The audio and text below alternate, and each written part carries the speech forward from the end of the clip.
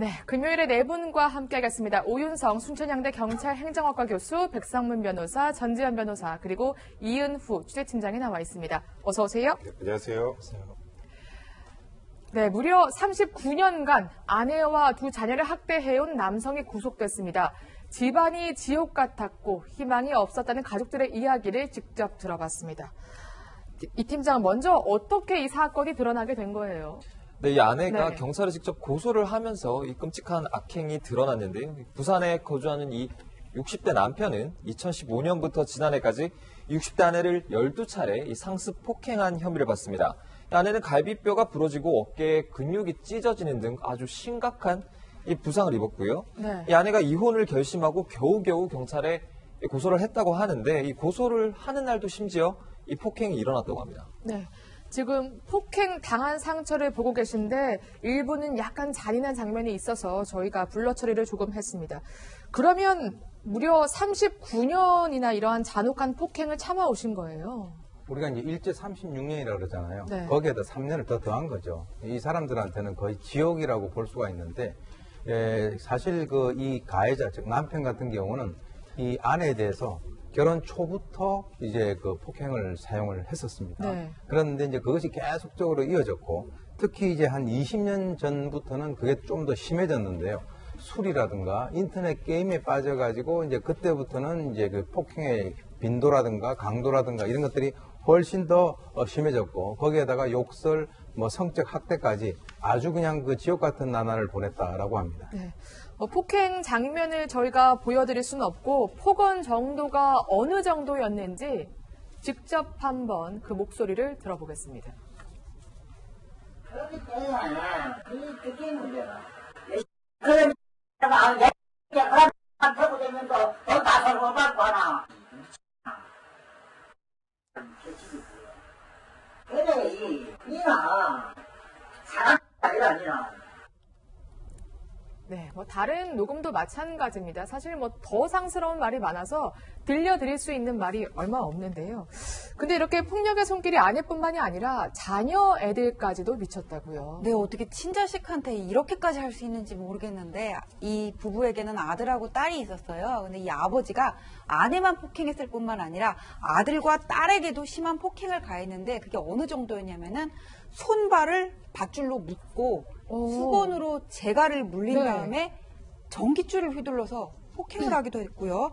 뿐만 아니라 학교를 못 가게 하고 온라인 게임 머니를 벌게 하는 바람에 아이가 학교에서 그 출석 일수가 안 되니까는 퇴학을 당하는 일까지 있었다고 합니다. 네, 그러니까 아들이 아버지 때문에 퇴학을 당했다는 거죠. 네. 정말 믿기지가 않는데 이 팀장 그뿐만이 아니라 폭행, 폭언도 문제지만 사실상 가장 역할을 하지 않았다고요. 네, 전혀 하지 않았다고 합니다. 네. 집에서 술을 먹거나 온라인 게임만 계속했다고 하는데요. 이렇게 가장 역할을 안 하고 또 월세 수입이 있긴 했는데 이 한 달에 60만 원 정도에 불과하다 보니까 이 아내 혼자 결국 생계와 양육을 모두 떠맡아야 했습니다. 근데 이 아내, 이 집에 있는 것보다 차라리 일하러 가는 게 낫다고 했어요. 왜냐하면 이 집에 남편과 함께 있는 게 더 지옥 같아서 이 남편에게 맞고 얼굴이 망가지든 멍이 들든 일하러 매일 나갔다는 겁니다. 그때만큼은 좀 벗어날 수 있었으니까요. 네. 아버지는 그런데도 미안한 기색이 없었다고 합니다. 이 자녀의 목소리 한번 들어보십시오. 어머님한테는 손짓과 주먹과 발인데 저희한테는 기본적인 때리는 거는 몽둥이였어요. 야구 방망이나 그런 게 집에 한 1,000원 있었고 부러지면 이제 새로운 몽둥이가 갈아지고 엎드려 차고 때려요. 엎드려 차고 때리는데 한 밤 7시 시작하면 짧을 때 2시간 길면 다음날 아침까지 내가 너희를 이렇게 때린 건 네가 뭘 잘못했기 때문이고 이렇게 교정하기 위해서 너를 사랑 만들기 위해서라는 데 널 고치기 위해서 내가 때린 것이다. 이렇게 합리화를 했다고 합니다. 가족들이 오죽하면요. 집을 지옥으로 표현했습니다. 39년이라는 세월을 어떤 심정으로 참아오셨는지 가늠조차 저희는 되지도 않는데요. 하지만 그 오랜 시간 이혼이나 혹은 경찰 신고는 꿈도 꾸지 못했다고 합니다.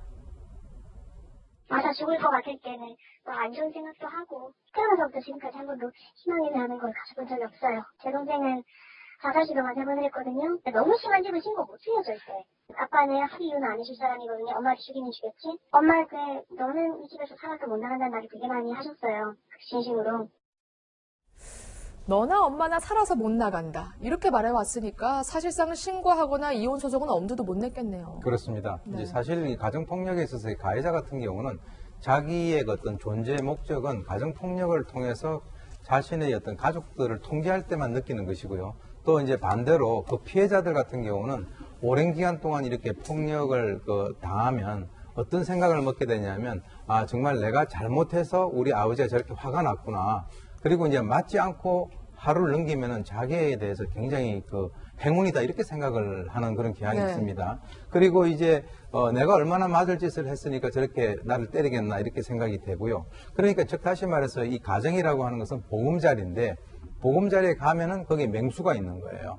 그렇기 때문에 이 사람들 같은 경우는 거기에서 벗어날 가능성이라든가 이런 것에 대해서는 전혀 생각을 해보지 못했는데 이번 같은 경우도 이 피해자인 어머니가 이혼을 결심을 하고 이제 네. 변호사라든가 가정폭력 상담센터에 가니까 이런 방법이 있다라고 하는 얘기를 듣고 그때 이제 내가 39년 동안 어떻게 보면은 이렇게 헛살았구나. 내 자식에게도 이런 어떤 피해를 물려줄 그럴 가능성이 있구나라고 해서 이번에 본인이 느끼셔서 문제가 된 것이죠. 또 자녀들도 아무래도 30대가 되다 보니까 더욱더 용기를 내신 것 같습니다. 아버지 엄벌이 요구하는 탄원서도 냈다고요. 그러니까 사실 조금 전에 말씀하셨지만 이 아내 입장에서 39년 이 기간 동안 지옥처럼 생활할 수밖에 없었는데 늦었지만 지금이나마 고소를 하게 돼서 다행이라고 생각하고요.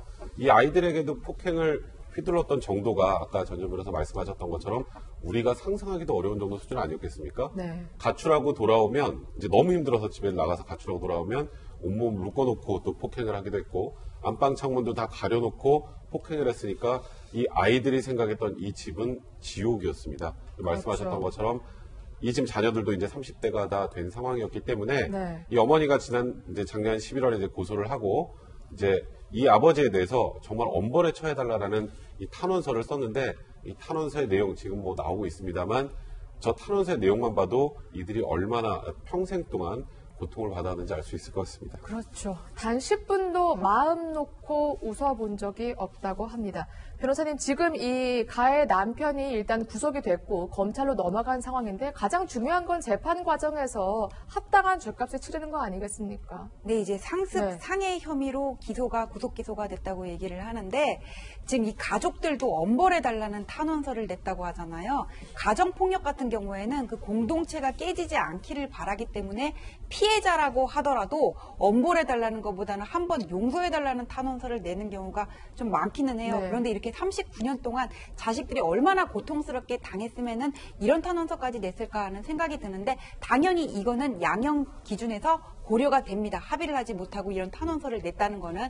다만 문제가 뭐냐면은 이런 가정폭력 사건의 경우에도 일반 형법상의 그런 양형 기준으로 해가지고는 그 선고를 내릴 수밖에 없는데 뭐 상해 같은 경우에는 상습적으로 이루어지고 범행에 취약한 피해자를 대상으로 이루어져가지고 형이 가중된다고 하더라도 이게 얼마 안 돼요. 그냥 3년이 안 되거든요. 그러니까 이 양형 기준 자체가 우리나라가 그렇게 높지가 않기 때문에 이게 지금 우리가 지금 심정적으로는 어떻게 아버지가 이럴 수 있을까 하지만은 네. 우리가 생각하는 것보다는 형이 덜 나올 수도 있어요. 그러면 아주 부정적으로 생각하면 집행유예 형도 나올 수 있다는 아니, 말씀이신가요? 집행유예는 안 될 것 같아요. 왜냐하면 39년이나 3명의 가족이 너무 고통스럽게 이게 학대를 당했고 협박이라든지 강요, 네. 상해죄까지 있기 때문에 집행유예는 안 되겠지만은 그 형량이 우리가 생각하는 것보다는 낮을 수 있다는 것이다. 얘기예요. 그러면 지금 가족들이 지금 두려워하는 보복도 가능할 수 있다는 얘기인데 좀 어떻게 막을 수 있는 방법이 없을까요? 사실 지금 이 남성에게 어느 정도의 형이 내려질지 그거는 이제 뭐 우리가 재판 결과 봐야겠습니다만 전조 변호사 말씀하셨던 것처럼 집행유예는 아닐 거고 실형이 네. 선고될 텐데 문제는 그게 평생이 아니잖아요.